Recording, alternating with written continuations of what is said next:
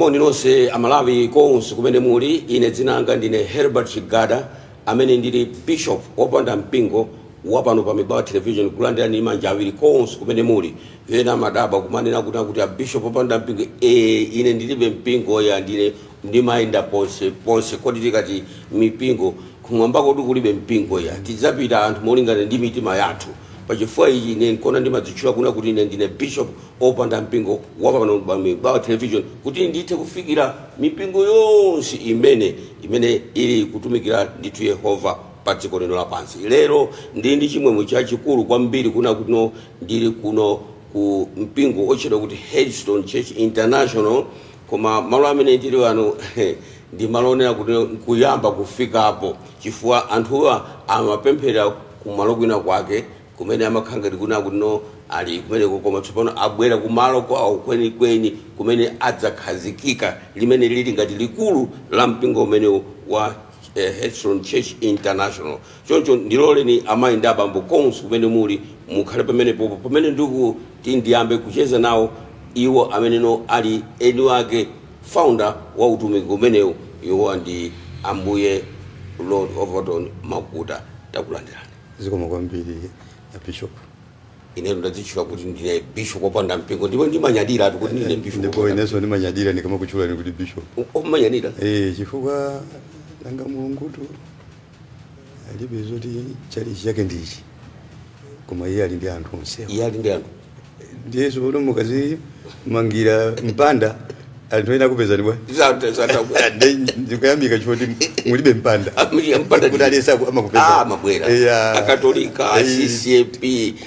Assemblies of God, Seventh Day, asilamonse. Malandira. Ndipo chimene chimakondwesa njona kuti Mibawa Television ilibe tsango. Tsango tilibe. Ndipo sikondera. Sitikondera. Mafuna kuti aliyense agulise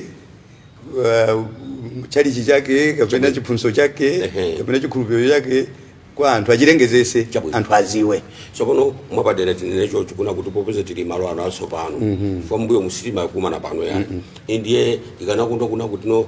vena acheso tikulankhulapa ndi nthawi yanu yoyamba kuti akuoneni ndipo akudziweni. Ndichoncho chikozo khala chinthu chabwino chopambana ndithu kuna kuti no mudzilongosole nokha kuti inu ndinu ndani nanga utumiki ndiye uti chifukwa mwina machimene lero chula munya mwina sina chule bwino ndi nzona chabwino koma be mwaisesa mana utikonza sindikakusiyeni ndikonze nditu andi utumiki umene umachedwa kuti Headstone Prophetic Ministry International. Pamene ndana kutsamba pamene pa prophetic munaika kuti Headstone Church International. Headstone Prophetic Ministry International. Chifukwa liwu la Mulungu ndi la uneneri is a prophetic. Anati kuyere ndipo kunayera. Ananenera kina kuchina chitika. Chakuti kukhalapo. Chakuti the voice of the Lord until now is prophetic. It's prophetic. It's prophetic. Chifukwa madaka nenera zimachitika. Akanenera zimachitika. Ngakhale lero mukamawerenga mawu ake mabuku maona kuti zimene ananena zikuchitika. Nga maprofeti amasikona madaka nena zonse chitika. Uko tipitako kumene. Tikafikako kumene sikwanyoza. Pano sitili pano kunyoza. Komano tinena chilungamo. Chabwino. Ali ni ntchito yawo imene amagwira. Chabwino. Ifeso tili ntchito imene timagwira. Chabwino. Koma ngati tikuona kuti sizili bwino ndi tinena kuti sizili bwino. Chabwino. Pamene zili bwino tiyambikira kuti zili bwino. Pitizana mbuye. Ndathokoza monga mmene mwanenera muja ine ndi ambuye Overton Makuta. Ndikakhala kutumika kwanga kuno ku Headstone Prophetic Ministry International ndimangozika kuti ambuye Overton. Ambuye Overton. Chabwino. Koma no kwa wina aliyense popeza ndimatumikira wina aliyense ndine ambuye Overton Makuta. Amene ndili oyambisa komanso mwini wake wa utumiki umenewo. Taikapo international kusonyeza kuti ndi wa dziko lonse lapansi kapena ofalikira maiko ambiri. Utumiki huu ndoyambira kuno ku Malawi ndinawuyambisira kuno ku Malawi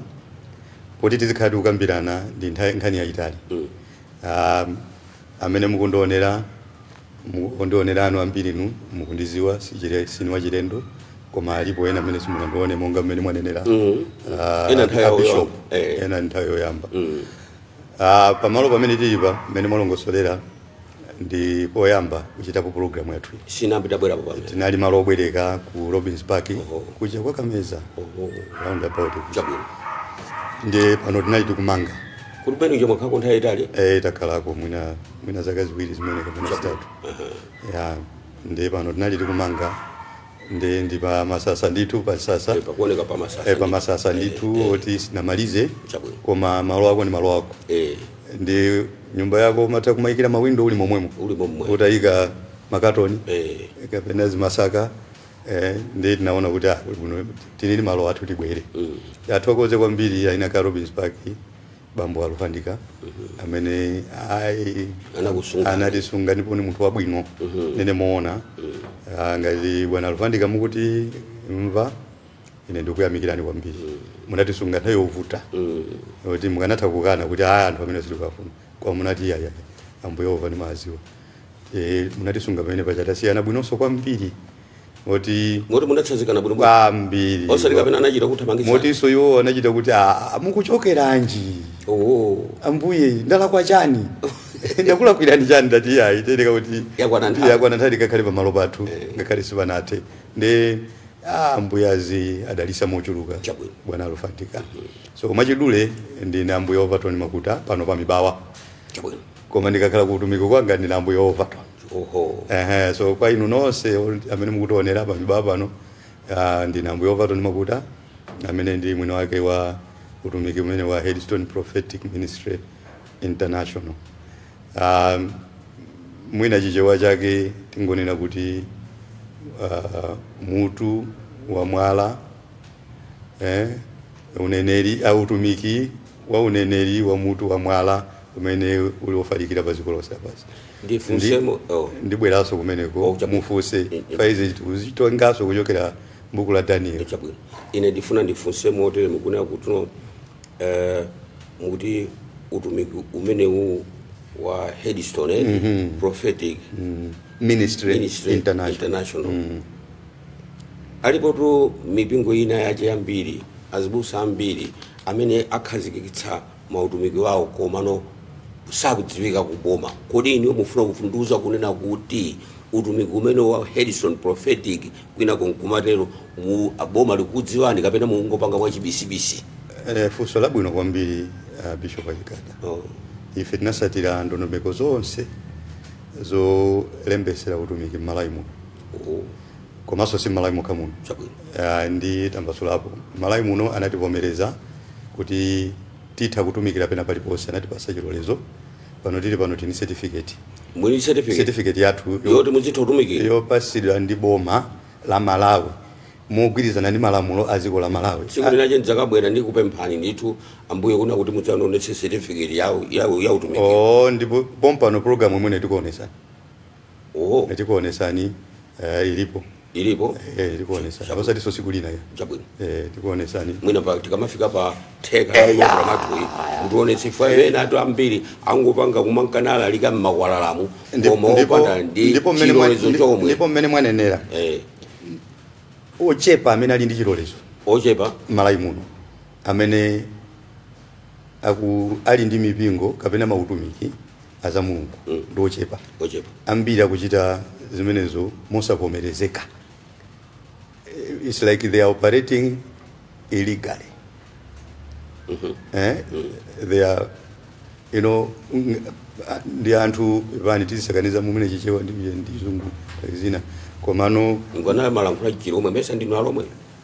ineyo ndi Malawi ine ndemwe ndi ngoni ine ndemwe ndi tumbuka ine ndemwe ndi chewa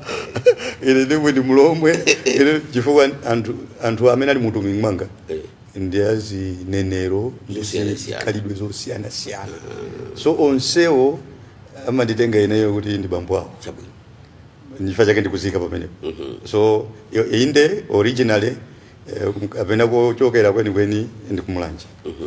koma chifukwa choti ndi anthu osiyana mu utumiki mwanga ndi ma zichita associate ndi wina aliyense chipembedzo kapena ndinganene kuti mtundu uliwonse chiyankhulo china chilichonse ndiponso muli pomwepo osati kumalawi kokha kuno utumiki wanga wafalikira mayiko ambiri nchifukwa chake kuli international eti ena amangoti utumiki wanga international ali ndi gulu limodzi lokha ku Mozambique international basi ali ndi gulu limodzi lokha pena pake koma inetu si choncho utumiki wanga uli mayiko osiyana komanso magulu osiyana mayiko mmenepo ine tikufuna tikufunseni funso ili lokhudzana ndi kuti ngati inuyo muli ndi utumiki wanuwu muli ndi chilolezo choti muzilalikira mdziko lino la Malawi. Funso langa likunena kuna kuti kodi inu azitsogoleri amipingo yosiyana mmalumikizana kuna kuti no kumakhalira limodzi chifukwa mapezeka kuna kuti no wena akulankhula za zina zokhudzana ndi mpingo wena kodi mmakhala pamodzi ngati anthu otina kuti ndinu abanja limodzi? Ndizoona zimayeneka kutero kuti chifukwa mati munthu umodzi zonse zadenga chabwino zimayeneka kuti wina amadziwa china chimene wina sakuchidziwa chabwino wina amadziwa china chimene wina sakuchidziwa so mukakhala pamodzi tenga icho ndi utenga icho kuphatikiza umapanga chinthu china chake chachikulu komano sizikhala choncho pakumakhala kusankhana mwaso kuleto fe tomwe fa mipingo fe kumakhala kuti basi akafuna kuti pali zina zake ali ndi anzawo amene amadziwa basi kuti itana wakutoa kuti amakhala omweyo basi ena fe amatisiya pambali muona ndingotenda zimene zochifata mwafusa bwino koma zimayeneka kuti zizitero zimayeneka kuti pakakhala chochitika kandi ku aboma funa ayitanise ali ndi zoti ayitanise mipingo yonse asamasankhe asamanguyitana kuti mpingo uwu ndi umene tikuuziwa kuti pali mipingo inanso ikuchita contribute pa chitukuko cha dziko lino and one of those ndi ifeyo amodzi mwayiwo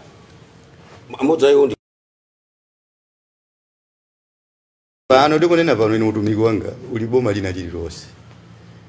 osiyana komanso anthu amene ali mu utumiki mwangamo ena ambiri akugwira ntchito mboma akugwira ntchito makampani osiyana akugwira ntchito NGOs amene ali ndi maudindo osiyana akugwira ntchito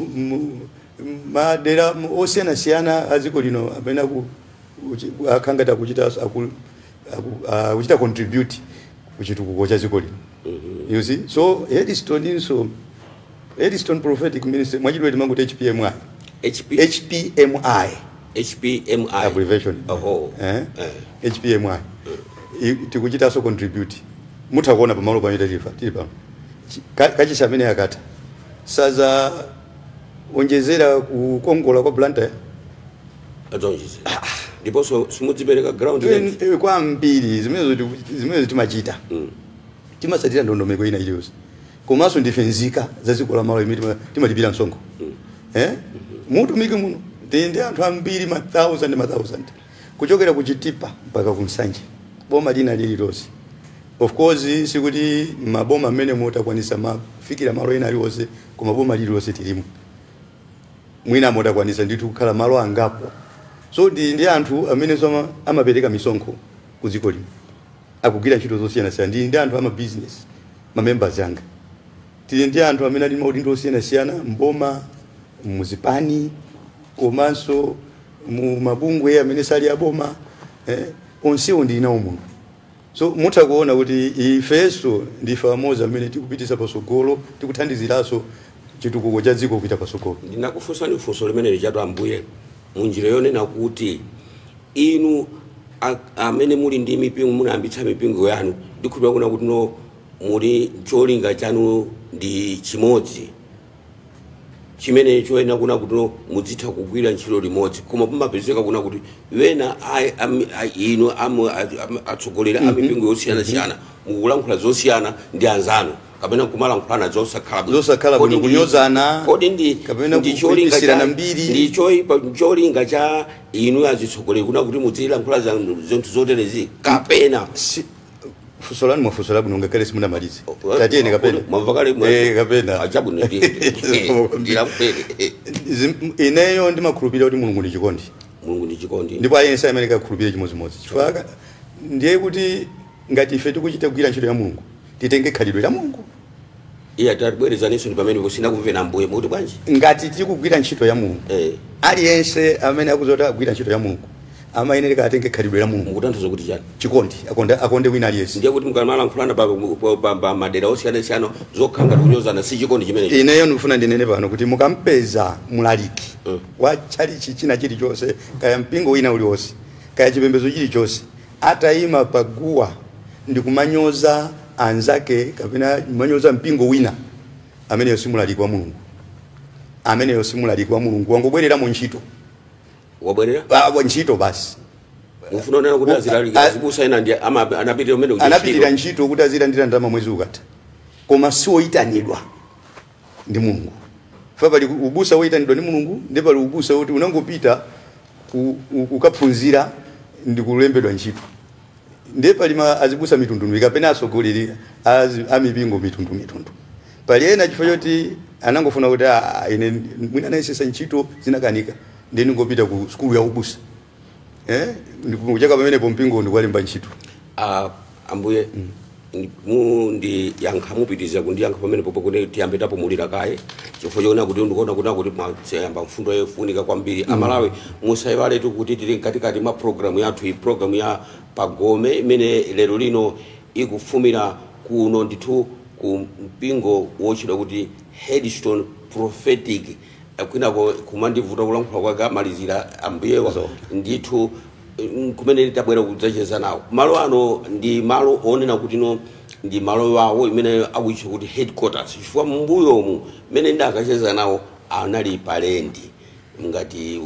oti simalo wawo koma chakomera iwo akuna kuti iyayi tatumikira kwambiri dziko lino ngofuna kuti tikhale ndi malo athu kuna kuti anthu akamachokera m'mayiko osiyanasiyana kapena madera osiyanasiyana adzatipeza pano pamudzi pathu pano pandiye pa likulu la Headstone Prophetic pano patikulankhula pano ndiye ndikupitiriza ndithu kucheza nawo iwo ambuye over ni monga mene amadziwikira mtumiki umenewu ambuye ndinakudulani pachapa simunamalize ndimafuna kuti mutatsindika kulankhula ndithu momveka chifukwa chonena kuti pali azitumiki wena ache kaya kumakhala kusowa mawu owafotokozera wanthu ndiye basi kumanena kuti achigada aja mwakuti ache iya kuti nkhani utali kuti zotchula achigada ndizodzapita kumwamba zimene zozo ndipo bishop achigada muli apa nchifukwa chake panopa anthu chidwi chachokera chopemphera chopita kuchalichi chifukwa choti akapita kuchalichi mbusa mmalo moti asogolere anthu aja za moyo osatha amalalikira za anthu ena wakuti uja musamone chonchicha amene uja sizeni wakuti uja usamone zinthu kodi ndi ndani amene mulungu anampasa udindo oweruza azibusa anzake akuti tisaweruzane ndina tucho kuweruza ndi kwake kwa mulungu kuweruza ndi kwake kwa mulungu ife pa dziko lino basi wano iyo tisaweruzana nkhani za mulungu palibe kuweruzana timangothandizana kuti amene mukutere mbwanji mutatere apato simu mukhanga tino muchita njira zosakhala bwino bwanji mukuti mwachikondi koma zoti chigada uja zapsha amene uja zapita ku moto amene uja amuzamuonera sizeni amene uja basi ndi ochimwa mbali imeneyo ndi kuti tadzwa kuti ine ndakaniza zina ndi mwaona tsopano sazo kuti usiku chakuchitikira ndi chani ndi mulungu muona ndi nkhani imeneyo musayiwale ngakhale m'Bible kuja ananena kuti ndi Ambuye Yesu ananena kuti usachose chisoso ndiso lanzako usathamange uyambe wachosa chako ndipo ananena kuti chakocho ndi chachikulu si chisoso ya koma ise log kapena chipika mwanzako mu ndi chisoso koma iweyo ndi chipika so amene ali ndi vuto likulunda iwe amene kuloza ndi mu chilogi mwa iwe Ambuye Yehova mwafotokoza kuna kuti no utumiki wanu sikuti ndi utumiki chabe koma kuna kuti no mwafalikira maiko wena ache ndipo nimanyadira kwambiri nimanyadira kuti bwana ndimanyadira kuti utumiki wanga ochokera ku Malawi wakafika maiko ambiri komanso ndi ma followers ambiri ondisatira pa internet maiko chuluka koma tsopano inuyo kuti mukhale ndi anthu muno Malawi ndi maiko ena amene mukufotokoza ochulukawo zidatheka bwanji kuna kuti noziteke zimene palibe natu azitsogolera amene ali ndi mipingo yawo akuti amazitchula international yaje ndiye kukafika kumwanza ndi kukafika kunchinja akuti international akangopita padzobwepa ndi akuti atuluka kunja. Inu zidatheka bwanji zimatheka bwanji kuna kuti mupite mpaka na maiko akunja kodi inuyo mwalawo mudauponda pati? Mwalawo mudauponda pati. Mudauponda pati mwalawo. Ine zimene zikudabwisa anthu chifukwa tikanena kuti pali machalichi okhazikika kapena mautumiki okhazikika ndi amene amachita kubwera kuchokera kwa azungu kapena kuchita kuchokera kunja kubwera kuno ngokhala ngati nthambi. Koma utumiki oyambira konkuno wachimalawi wachifirika anthu kuda ndi kumapita kumafalikira m'maiko ena ndi nzodabwisa. Komanso sikuti kukhala ndi anthu ochepa ya koma kukhala ndi anthu ambiri. Ineyo ndimafuna ndikuuzeni chinsinsi chake mwala umene ndinaponda ndi Chauta na Malenga Yehova. Chauta na Malenga Yehova amene ali Yehova. Simwanena kuyamba kuja mwachula za Yehova. Chifukwa Yehova kapena kuti Jehova ndi chiyankhulo cha Chiyuda. Chiyuda. Koma kwathu kuno timati Chauta. Chifukwa Yehova yemoyo wa Yudayo ndi Chauta wathu wa kuno kwanthu kwa ku Malawi. Mwene badwe ndiye tikamanena kuti Yehova tizizo kuti ndani ndiye mwe uja ndiye mwe uja kuno amene ali Chauta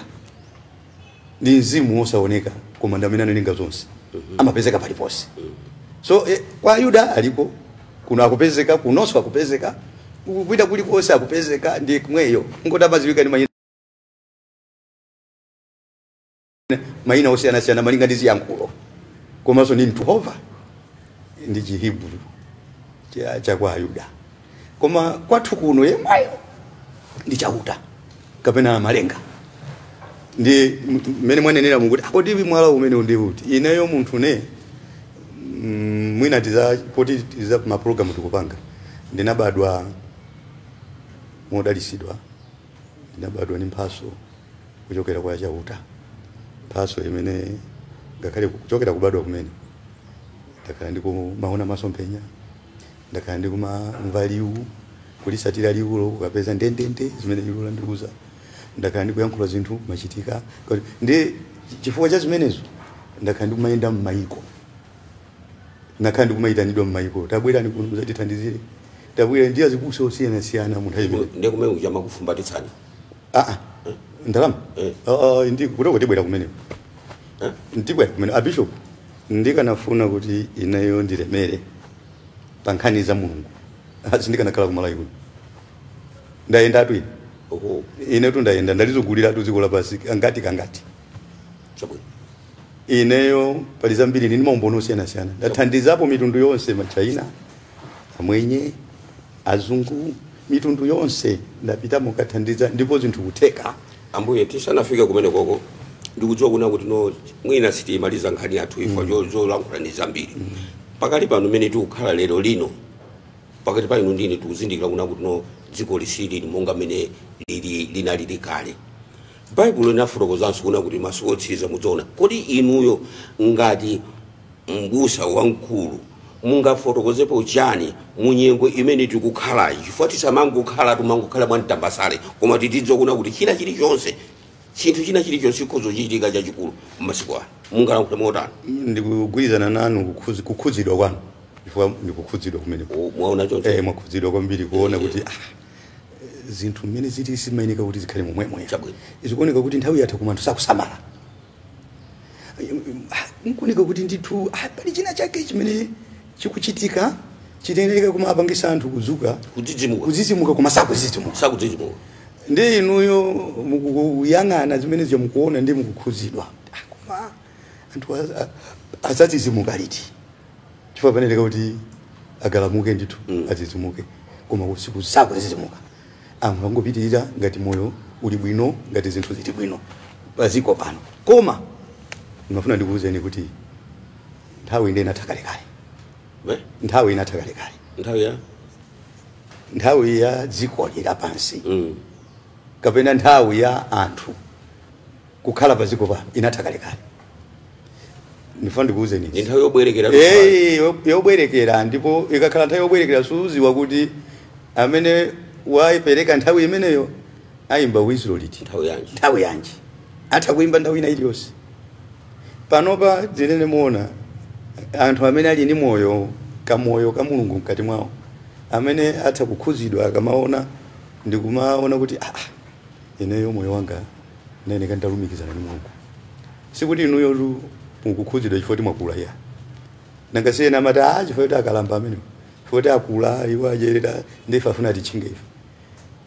koma ife tikutha kuona pano kuti ngakhale achinyamata omwewo akugwaso m'mavuto ngakhale omwewo akuoneka kuti akunawonso zikuvuta kwafunsanso kuti mukuona bwanji nthawi yakuti sitikuziona bwino koma akusowa kuti athandize ndefunso lanu ndilakuti ine sindisanene mozungulira iye achimachikono mtengo chindunji ndisanene mozungulira chindunji nthawi yatha mwanimva twe chabwino ziko ili chimene chasala ndikuti aliwononge monga mmene ananenera mmoja kuti azaliononga ndi moto sichoncho ndeti zakambaso pano bwinobwino kodi achigada anati moto uzochokera kumwamba sichoncho anatero ndeti zabweraso ku nthawi ya Nowa moto anene kuti uzochokera kumwamba mukuziwa kuti mmwamba mumlengalenga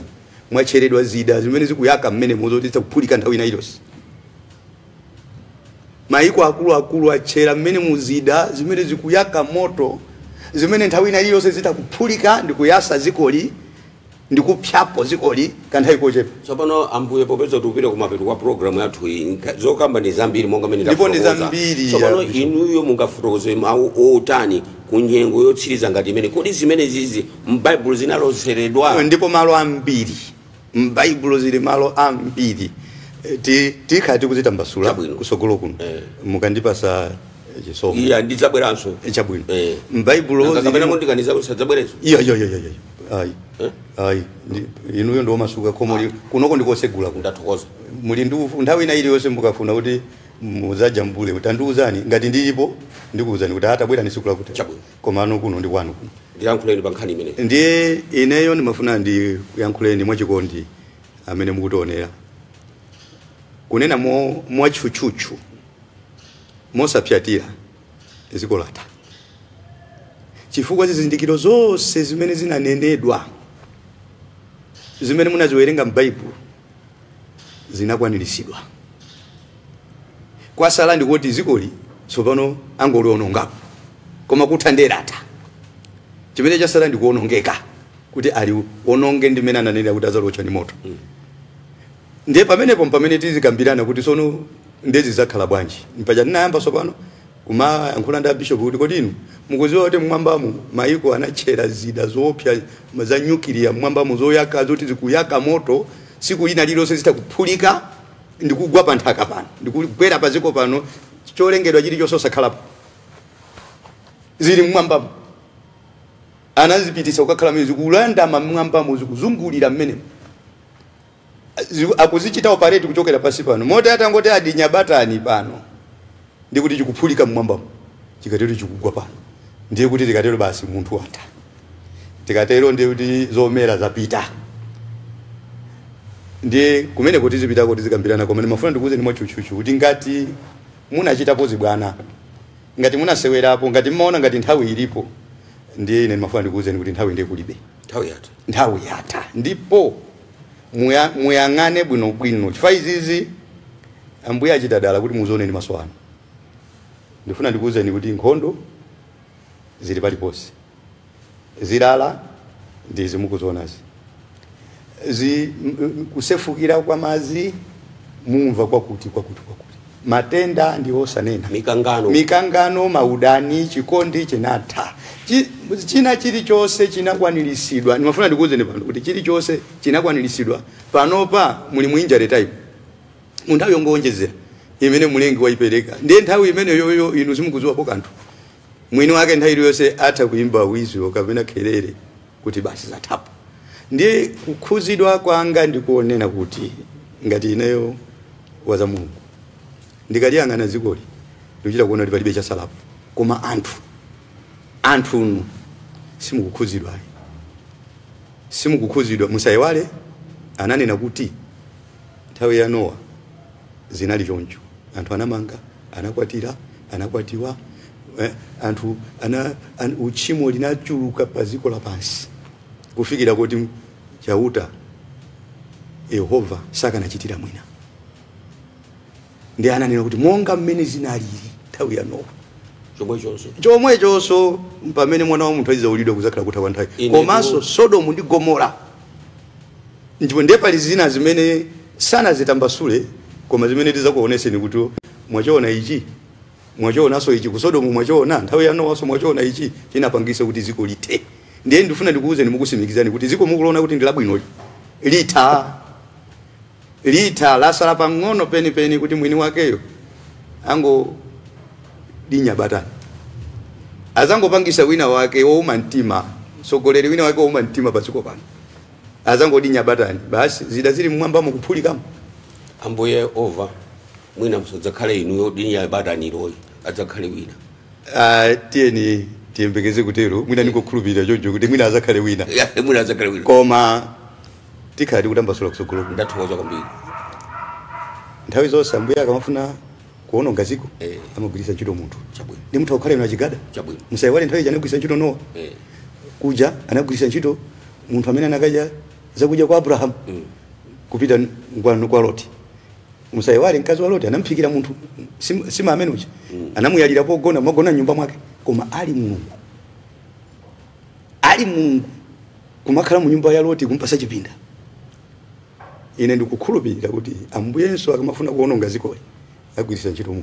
munthu akhala ino chigada tatokoza kwambiri iya amalawi tikaterende kuti tsopano tafika apa mapeto penipeni pa programu yathu iyi programu ya Pagome imene imafumira kuno kuchapima kumpingo wochedwa kuti Headstone Prophetic umene ndithu ukutsogozedwa ndi Ambuye Overton Makuta bwanji mudzakhale pomwe konse sabata yamawa pamene sidzakutengeranso dera lina inetu Herbert Chigada amene ndili bishop wopanda mpingo wapano pa Mibawa Television osayora Chikondi Shawa amene ali pa kamera matijambula kuti tioneke motere ndikutipitizani kuonera ma program ena opambana ndipo Yehova odzo kudalitsayo akadalitse inu pamusiso ndine ndemwe salani bwino.